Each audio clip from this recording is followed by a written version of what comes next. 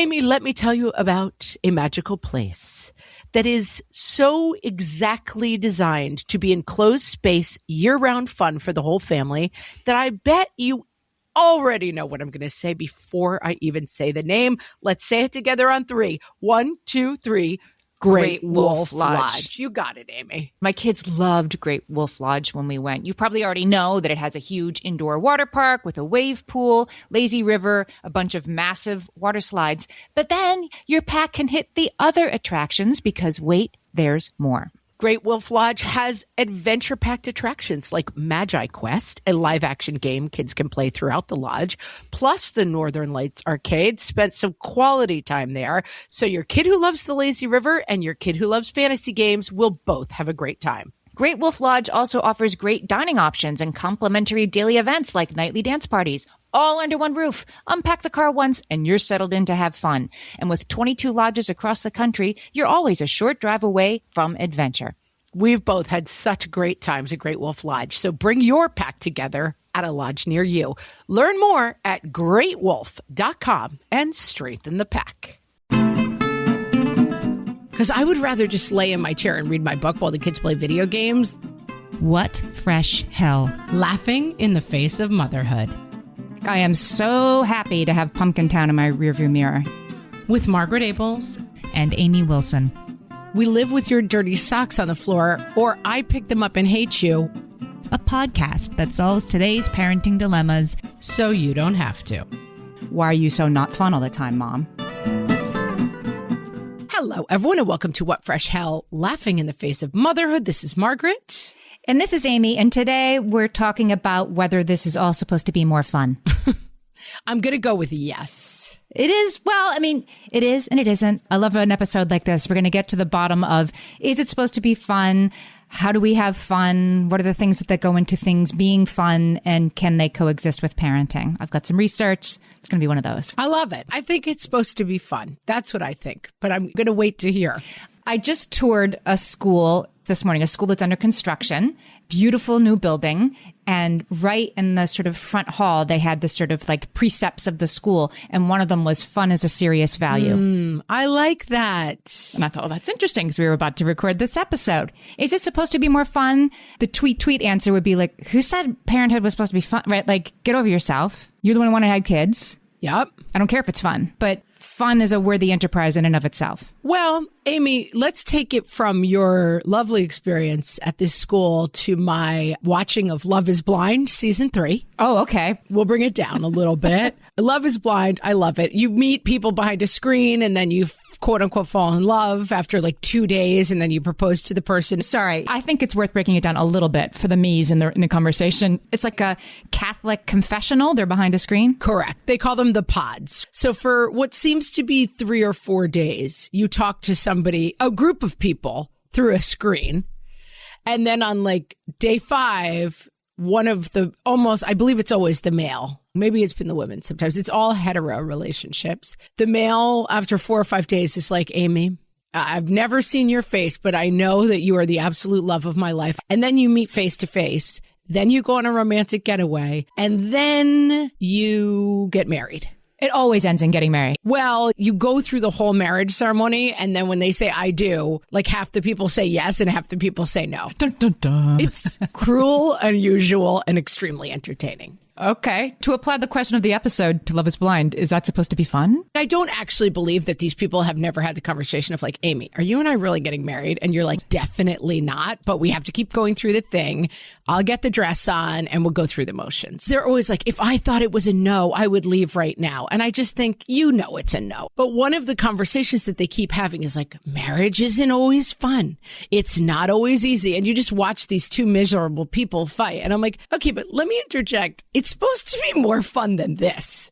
It's definitely supposed to be more fun than you guys seem to be having. I mean, I get that every day, you know, I like to say, because my whole life apparently is rooted in reality shows, every day is not the helicopter to the hot tub on top of the mountain in The Bachelor, but every day is also not, oh no, I agreed to meet a weirdo who I talked to for 10 minutes in a pod, and now we have to keep declaring that we love each other, even though I think he's ugly and he leaves his stinky socks on the floor. I see where you're coming from, that we should aim for something that's more than like, what was I expecting this to be? I'll just take it the way it is. I do think, to start with, I do think having more fun is a worthy enterprise. And the first place we get stuck, here's the first card I'm going to lay down for you, is that having fun means our kids having fun. You know how we're going to have fun this weekend? We're going to make handprint Thanksgiving turkeys. Yes. Your 3-year-old will think that's fun. Let's go jump in the leaves in the backyard. Will they? I think there's a 50% chance they'll think that's fun. There's a 50% chance that they will find it fun. But like the family having fun means the kids having fun, which means your life gets easier as a parent if your kids are occupied, happily occupied. It doesn't necessarily make your life more fun. So that's the first thing I'm going to say is like being a parent, when we say having fun, we mean occupied kids, which is different. I mean, having fun with little kids is so different than having fun with big kids. It's just fundamentally so different. I was just rewatching, I was pulling up videos on my phone and the little kids and their adorable voices being like, my son opening and closing a door and being like, hello, mommy. Goodbye, mommy. Hello, ma. Like, it was so adorable. But I know when I was doing that, I was just like bleeding from the eyeballs, tired. And there were fun moments and they were adorable, but for me, I would never describe it as fun. There are two kinds of things involved with taking care of kids. And one is care tasks, right? Like bathing, feeding, putting their shoes on, getting them in the car seat, whatever. You know, a care task if you're doing it. And then there's also like interactive tasks, which some of us enjoy more than others, getting down on the floor and playing video games with them, playing Barbies with them, playing whatever, like engaging with them. Raising my hand for do not enjoy. Handprint Thanksgiving turkeys, which I actually really did enjoy it with my kids. I enjoyed a lot of both of those things, but as categories, care tasks and interactive tasks. Would you agree that interactive tasks at least have the potential to be more fun than care tasks? I mean, certainly, I guess. It's more fun than doing laundry, but like playing babies with my 3-year-old for an hour, I think I might have rather been matching socks. Isn't fun either. Right. I mean, listen, an outing to the pumpkin patch where like we're running around and everyone's in an adorable little costume and everyone's having fun. That's fun times 100. Like, I'd rather do that than sit at brunch. Like, it's that fun. But sitting at brunch is not fun for your kids. And I would argue you're going to the pumpkin patch because you think your kids will love it. Like, that's why you're going, is so you can maybe get a cute picture out of it for your Christmas card and the kids will enjoy climbing on a tractor. But I did find that fun. Like, all of us being out as a family and the kids, like, being adorable and frolicking at the pumpkin patch, fun. That's so funny. To me, I'm like, I am so happy to have Pumpkin Town in my rearview mirror. Going and standing around. Oh, we just went. I just dragged my teens. I love Pumpkin Town. Standing around while your kids have a good time at the Jumpy Castle birthday party is like, not for me. Fun is different for different people. But I want to go back to the point I was making about the care tasks and the interactive tasks. So the care tasks tend to be taken on more in a 2-parent household by the default parent. Yes. Who, for the purposes of this conversation, is probably the person listening to this podcast right now. And their parenting partner is the one who gets to come home at bedtime, be around on the weekends, throw the football in the backyard, play Monster, Fun Time Charlie. Yeah, you say Fun Time Charlie about your husband. Yes. Right. And those are interactive. And so, I mean, yeah, I guess in the large sense, all care tasks are not terrible and all interactive tasks are not awesome. But in terms of like what's more likely to be fun, playing with the kids is probably more fun than yelling to hurry up and come inside. It's getting dark and I already told you the dinner's getting cold person. Oh, for sure. And as the kids get older, this kind of morphs into mom's a drag and dad is fun in writ large ways. Yes. So there's a book called All Joy and No Fun, The Paradox of Modern Parenthood by Jennifer Senior. Fantastic book. I'll put the link in the show notes. It was published in 2014, but there are a lot of things that definitely resonated with me on the other side of a pandemic. But she argues that in a typical house, and studies back this up, that efforts to get children to comply, like hurry up, sit down, don't push your brother, get off him, those types of things have been studied and proven to be uttered and taken over much more by the female parent than by the male parent. Yeah, hashtag agree. Right. And so there's an asymmetrical dynamic. I'm going to quote Jennifer Senior here. She says, this asymmetrical dynamic can add a low frequency hum of resentment to a relationship because mom gets the job of family nag. Oh, yeah, absolutely. And I've often said, like, the whole term nagging is either we live with your dirty socks on the floor, or I pick them up and hate you, or I tell you to pick them up. Like, the reason why nagging comes up, and listen, you can over nag, and there are times where it's like, let it go. I get it. But the term nagging is sort of like, what's my other option than nagging, though? I'd like to know. Right. I don't like how you sound when you tell me that I need to do something. Okay. Sorry about that. Can you please pick up your socks? Nicely. Right. But like, do I just pick up them, or do we just, I live in a world where it's okay for me to have to smell your socks? Ugh.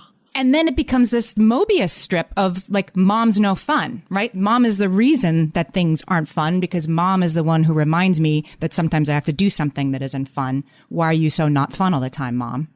You're not wrong, Amy. You're speaking.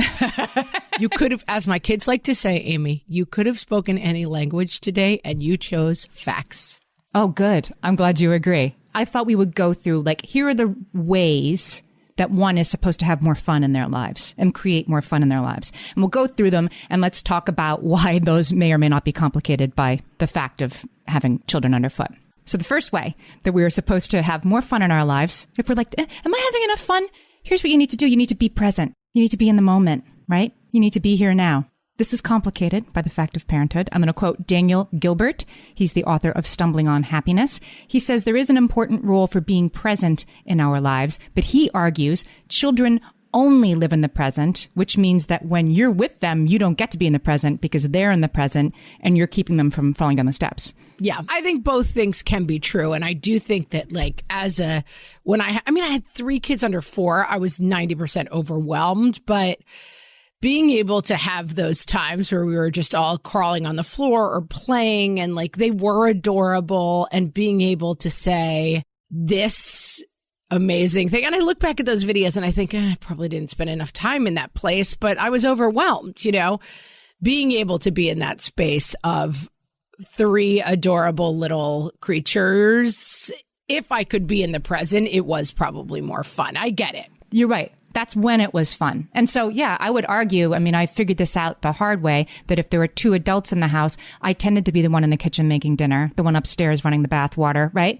Laying out the pajamas while the other person was playing. Yes, and having fun. And if you're finding yourself in that rut, it is worth having the maybe slightly hard conversation about switching the narrative sometimes. Yeah, I think that's right. And I think prioritizing fun over other things can be kind of a game changer. And I think that's something that I've come to in my life is prioritizing happiness over other things. Okay. Over perfection, over having the laundry done, over even like eating vegetables enough, just, all right, let's make it fun. In this example, I'm thinking like, okay, so the kids get to bed 15 minutes later. Like, what's the big deal? Like, relax, right? But then the argument to that is because you want to watch Love is Blind tonight and you've been with the kids and you're exhausted and you want to have fun. And for you, fun can also be not being with the kids. Relaxation means like stopping driving faster, hurry up. But there's something to be gained by getting those things done too. It's hard. Yes. All right. I do have a rebuttal to that. We'll be right back.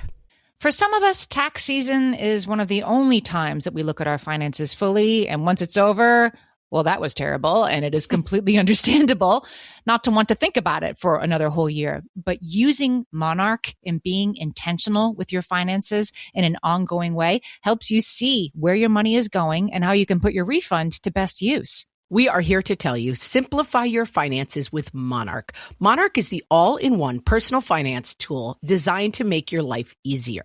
It brings your entire financial life, budgeting, accounts and investments, net worth, and future planning together in one dashboard on your phone or laptop. Feel aware and in control of your finances this tax season and get 50% off your Monarch subscription with code FRESH. As you know, my husband and I are preparing to send, 3 kids off to college, and I cannot tell you how helpful Monarch has been in showing us our full financial picture, helping us to track our spending and reach important savings milestones. Our weekly meeting, Amy, it's now run by Monarch. Love it. Achieve your financial goals for good with Monarch, the all-in-one tool that makes money management simple. Use code FRESH at monarch.com for half off your first year. That's 50% off at monarch.com, code FRESH. Big Deal brands are up to 25% off right now at Designer Shoe Warehouse. You're not going to want to miss this. These brands almost never go on sale. At DSW, we'll give you something to brag about. Like up to 25% off select styles from Adidas, Crocs, Nike, Reebok, and more brands you love. Find shoes that get you at prices that get your budget. Save today at your DSW store or DSW.com. DSW, let us surprise you. When I say fun, I don't mean the kids staying up all night. One of the things I prioritized was the 7 p.m. bedtime. Because for me, fun was my husband and I getting takeout Chinese food and watching our show together. Right. It's prioritizing your fun. And that does tend, we've talked about it in A Room of Our Own and in so many different things, especially during the pandemic, like, sorry, your sewing center has to go because now dad needs to work at that desk. Really making active choices to say, I need my own space. I need my own time.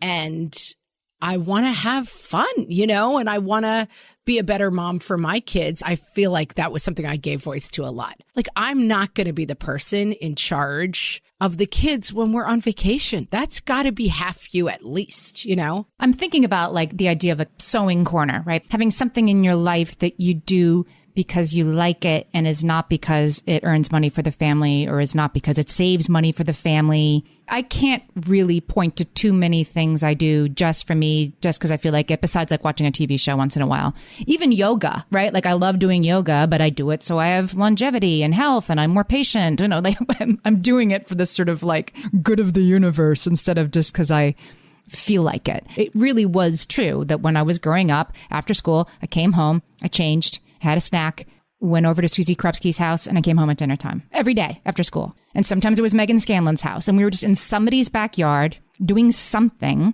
And these days, my mom would be driving me to gymnastics class and then to my brother's soccer tryouts. We have to take our kids places to do things. And in New York City, you literally have to take them to the park to stand there while they play with their peers. And that, I think, makes it a lot harder to find time to do things that you yourself find fun. I think that's true, but I also think that fighting against that is super important. I'm thinking about mealtime at our house. What my 3 kids want to talk about at mealtime is memes from the internet. They want to talk to each other in a literal language I do not understand, where they're just sharing memes with each other. And they want to talk about TV shows and Marvel movies. And I have some dinners where I let that go and it's fun for them. And some dinners where I say, I want to talk about other things. Fun is fun, but we also have to do some things that are fun for me too. What would you talk about that's fun for you that wouldn't involve them being like, why do we have to talk about politics tonight? It's not so much politics, but it is like, I don't understand the meme talk. So that's not interesting for me. So tonight we're going to talk about what everyone's favorite part of the day was. How was school for you? We sometimes still take out, what are the cards called that we've talked about? Like we still use table topics. We still have that box of cards. I want to have a family conversation. And I do think that you constantly, one of the things we do is we just forget fun as part of the conversation. We were talking about school sports with Linda Flanagan, and we had a conversation about sports for maybe 20 minutes. And then at some point, one of us said, you know what word we haven't used in relation to sports at all? Fun. Like the idea. That's the whole point of her book. It falls away very easily. And I think I err too much on the side of let's just make it easy and fun. I mean, that is so my prerogative that I realized that like one of my kids actually has 0 after school activities and is playing video games like probably, I don't know. I might say 20 hours a week, way too much, So is that fun for him? Yeah, it is. Super fun, but life isn't all fun. And he just was asking about, he wants to quit band. He hates band. I said, you can't quit band because it's your only activity. My instinct is, let's just do what's fun. Let's just get taken dinner. And I will realize like, okay, we haven't eaten a vegetable in 4 days because I'm just constantly getting taken food. Right. Exactly. Okay. I have to work a little bit more on finding the work because I am a person who is oriented to fun.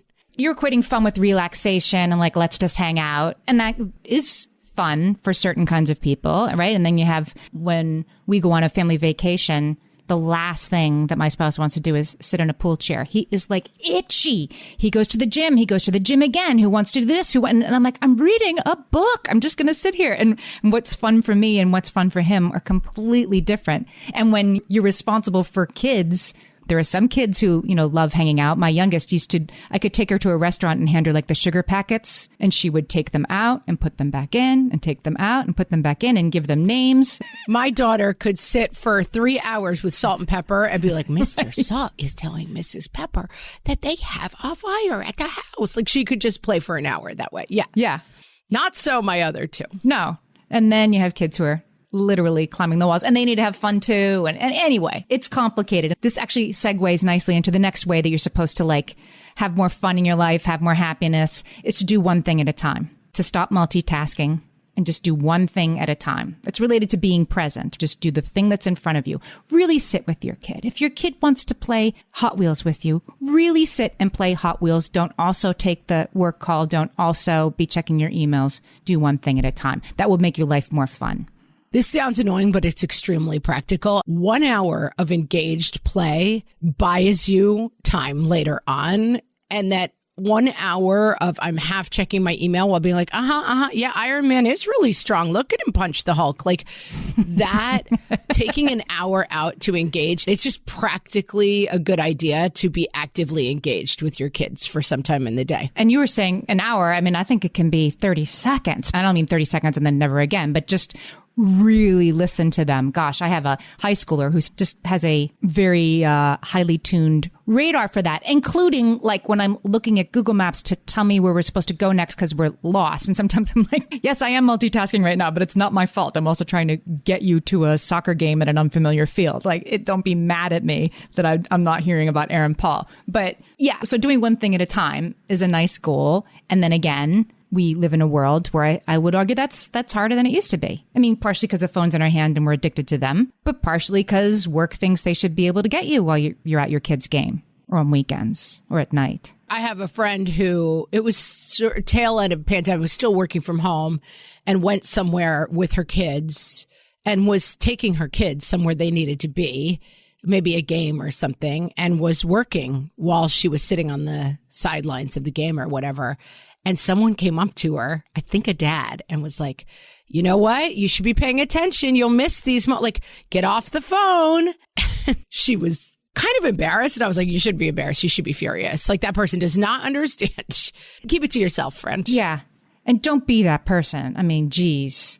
No, don't be that person. You don't know. There's that quote, everyone is fighting a secret battle of which you know nothing. Oh, my goodness. So true. Don't make those assumptions. Well, multitasking, just to give you a little statistics on why multitasking actually makes us, more stressed instead of less stressed. The idea is, let me just get these couple of emails done on the side while I'm also playing Chutes and Ladders, and then I'll be more relaxed later.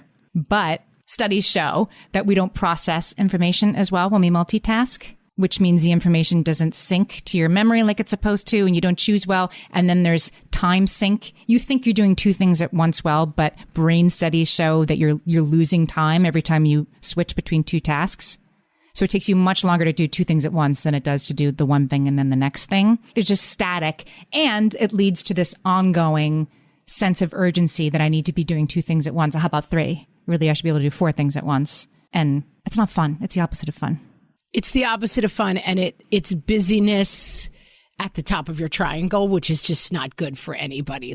Busy it just becomes a lifestyle in a way that I understand it and I have been there, but I do try when I feel that, how are you? Busy. I try to break that down a little bit. I mean, I am self-employed. I have a husband who's at home and supportive. It's easy to say from my point of view. There have been times where I'm busy and there's no real solution, but it is an alarm bell that I try to really work at hearing now, that busy is how I am. I know that something needs to change. Yeah. And if you are busy, I have an outside project I'm working on right now, you need to create space for it where you can solo task, when you can work just on that thing. And as we all know, when you're working on something that requires concentration, you got to warm up first, right? You got to just check Twitter real fast. You just got to look at this thing. And all of a sudden, 20 minutes of the hour that you set aside has gone by. This isn't something I can do at the kitchen table. It's deep work. It's deep work. It's not multitaskable. Right. And if I try to do it with my kids asking me questions or putting music on in the car while I'm trying to like have a call or whatever, you can't do two things at once and have fun. So you need to push back against it, knowing that's easier said than done, as I'm saying it. Amy, I have another thought on fun that I'm going to share with you when we come back. Okay. All my kids learned to swim when they were little. It was super important to me that they be confident and safe in the water.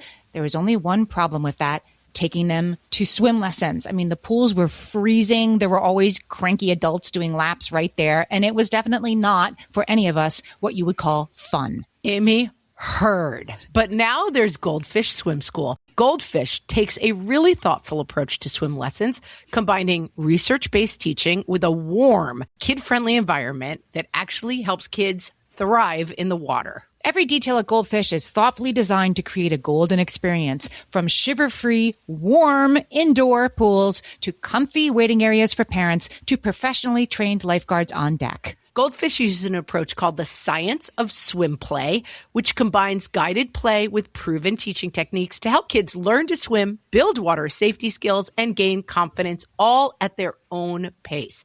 Lessons are designed to meet kids exactly where they're at. If you've been thinking about swim lessons or just wondering where to start, this is a great opportunity. Right now, Goldfish Swim School is offering a waived membership plus your child's first lesson free at participating locations. Just visit goldfishswimschool.com/free to find a location near you and enroll using promo code FREE. That's goldfishswimschool.com/free, promo code FREE. Amy, when I'm having a good hair day, it usually makes my whole day better. And that's why on every day, I'm taking Nutrafol. Nutrafol is the #1 dermatologist-recommended hair growth supplement brand, and it's the #1 hair growth supplement brand personally used by dermatologists. Nutrafol's hair growth supplements are peer-reviewed, NSF certified for sport, and clinically tested. Nutrafol offers multiple formulas for men and women, tailored to different life stages and lifestyle factors, so you get support that's actually right for you. Adding Nutrafol to your daily routine is easy. Order online, no prescription needed, with automated deliveries and free shipping to keep you on track. Let your hair be one less thing to worry about. See visibly thicker, stronger, faster-growing hair in 3 to 6 months with Nutrafol. For a limited time, Nutrafol is offering our listeners $10 off your first month subscription and free shipping when you visit Nutrafol.com and enter promo code LAUGHING. That's Nutrafol.com, spelled Nutrafol.com, promo code LAUGHING.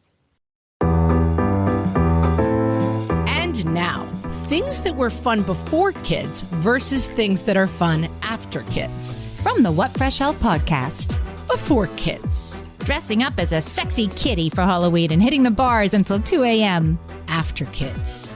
Dragging your 3-year-old Hello Kitty to at least 4 houses before she melts down and making it home by bath time. Before kids. Having a fancy dinner with impeccable service, craft cocktails, a culinarily daring entree, and a high-end dessert course. After kids. Having dinner where no one in your party throws food at any of the other diners. Before kids. Rolling out of bed for an 11 a.m. champagne brunch. After kids. Rolling into lunchtime at 11 a.m. and realizing you only had to prepare one more meal today and probably a bunch of snacks. Before kids. Going to a spa for a day to lie down and indulge in some hardcore relaxation. After kids. Getting a root canal where you can lie down without anyone talking to you for a full hour. This has been Things That Were Fun Before Kids versus Things That Are Fun After Kids. From the What Fresh Hell podcast.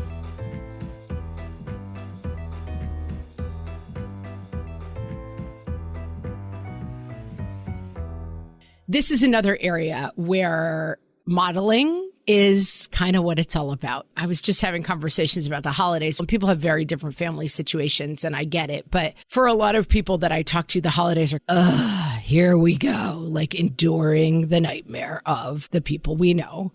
And again, lots of complications there, but I do feel that one thing in my family of origin is we were always kind of taught family is fun. Family is crazy and kooky, and there's all sorts of different things that go on in a family.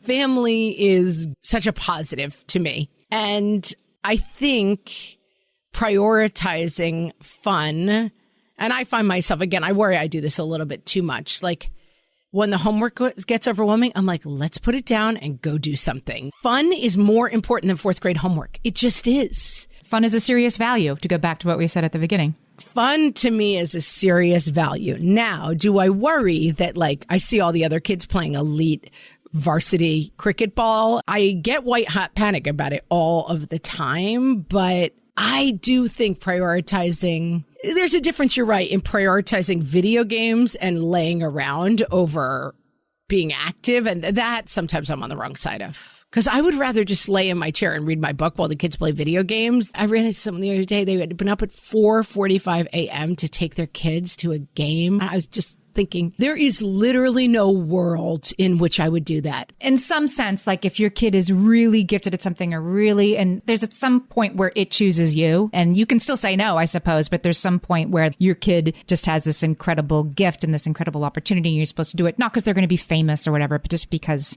they're called to it and you want to support them, but doesn't necessarily make it fun for everybody else in the family. I'm very glad we never had to answer that call because I do not know how it would have gone. Have you heard of this book, Flow? I'm going to pronounce his name carefully. His name is Mikhail Csikszentmihalyi. It came out probably 30 years ago, this book, Flow, where he, as a psychologist, sort of defines true fun. It's fun to like look at your phone. He's saying fun is like skiing. Fun is that activity you get into where you completely lose all sense of time. That thing that you're so good at, you could just do it all day and it gives you more energy instead of less and you lose yourself in it. He calls that state, that mental state, flow. And he breaks down in his book how to get into that, because that's when we're truly happy. Some people have this running, some people have this writing, right? So there's all kinds of ways you can get it, and maybe even in video games too. But to be in flow, he says, you have to be sort of perfectly, maximally challenged. It can't be too hard because that's frustrating, and it can't be too easy because that's boring. Why that's interesting is that parenting, particularly parenting small children, can be both too hard and too easy. You have a kid with an ear infection, it's impossible. It's not rewarding.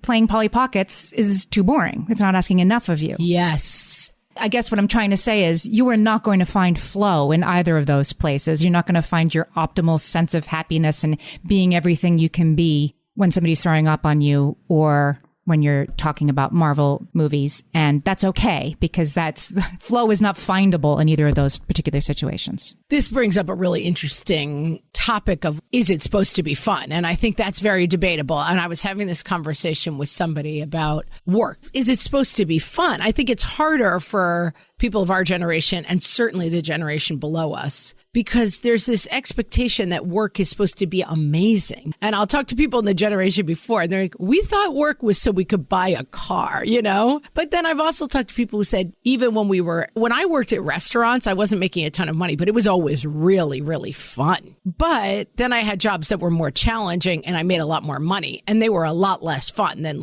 working at restaurants with a bunch of stoner weirdos who were nuts and we goofed on the customers all day. Fun is not the only variable, I guess, is what I'm coming down to, is that this idea of flow is interesting. And I think sitting around and playing video games all day is not flow. I mean, maybe you can get into a sense of flow if you're like doing it exactly right, but you have to find a balance between fun and meaningful. You have said learning the piano is not fun, but playing well is fun. Right. That's a flow activity.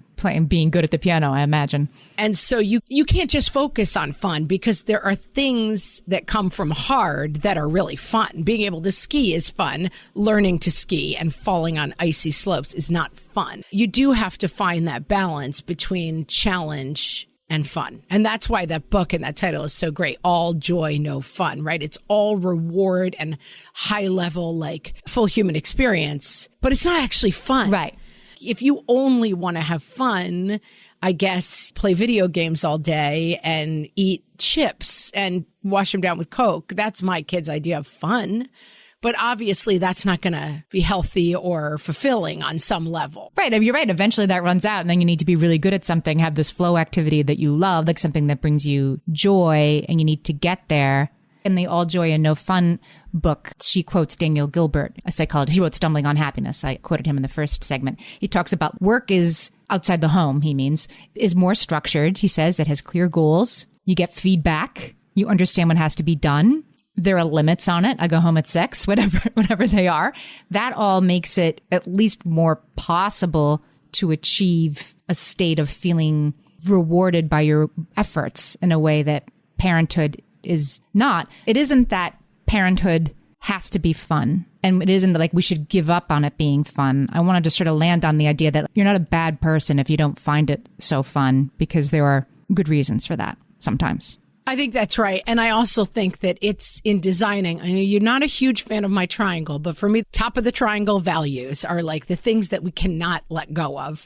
And then things can fall down the triangle, like being on travel sports. To me, that's very low on my triangle. Being high achieving in basically any way, it's not at the top of my personal triangle.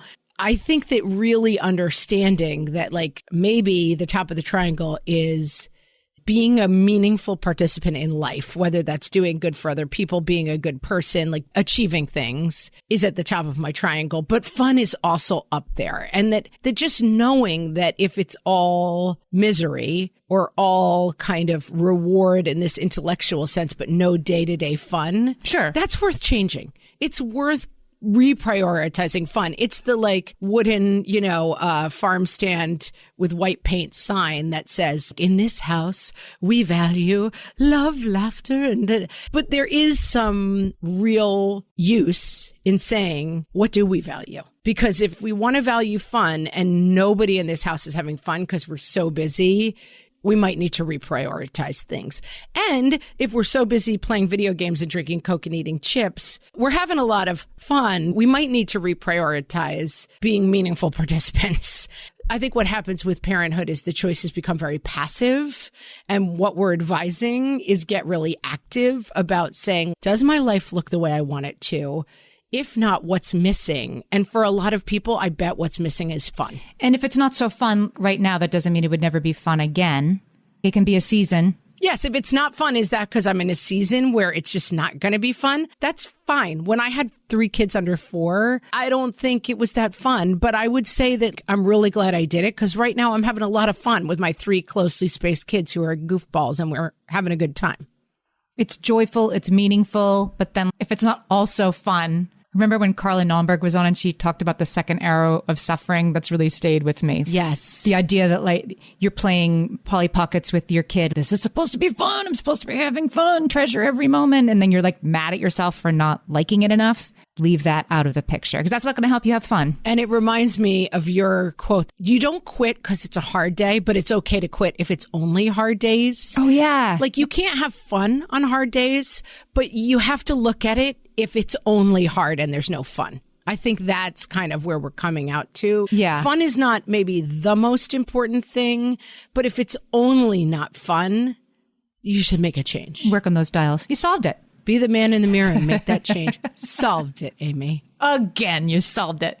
We're so fun. I wanted to do a shout out for our listener survey. bit.ly/whatfreshhealth survey. I'm putting a link in the show notes too. Fill that out so we know what part of the country you're in, how many kids you have, what kind of sponsors you've liked that we've had on our shows. It helps us get new sponsors, keep bringing you this show. It would really help us out. Thanks for doing it, and thanks for listening, friends. Talk to you next week.